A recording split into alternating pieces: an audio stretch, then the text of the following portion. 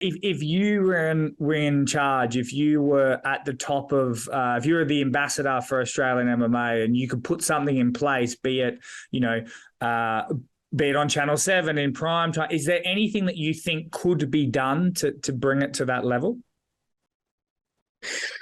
Well, I think the first thing that would need to be done is the way to bring something to that level is to get the public emotionally engaged, and to emotionally engage a public. And this as a broadcaster, it's all about storytelling. Yeah.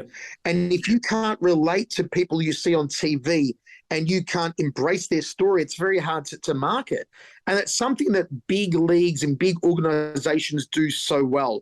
It's the fact that they've got a great product, obviously a visual product, production-wise and athlete-wise. UFC, FIFA with their various competitions, UEFA with their competitions, etc. The Masters in golf, and of course the NRL, the NBA. They do it so well because they've got the leading athletes, the great production, but their storytelling is incredible. If I was in charge of Australian mixed martial arts as such, I would form an organisation that I could then get on a television service, be it one of the commercial broadcasters, be it a pay TV broadcaster, whatever it may be, or a good streaming service, and say, hey, I want to have a weekly event. I don't need it to be a 4 or 5 hour event. I think that's ridiculous. Give me 90 minutes, give me 60 minutes of live television. Give me 60 minutes of live television. I will tell you stories. I will present our athletes, men and women. I will give people a reason every week to tune into this sport and fall in love with it. And because it's not going to be about blood and knockouts, okay, it's not going to be about bludgeoning someone. It's going to be about the stories of these athletes, where they have come from, where they want to go, what their skill set is, and what makes them so unique that you need to watch this 1 hour of TV. That's how I would do it.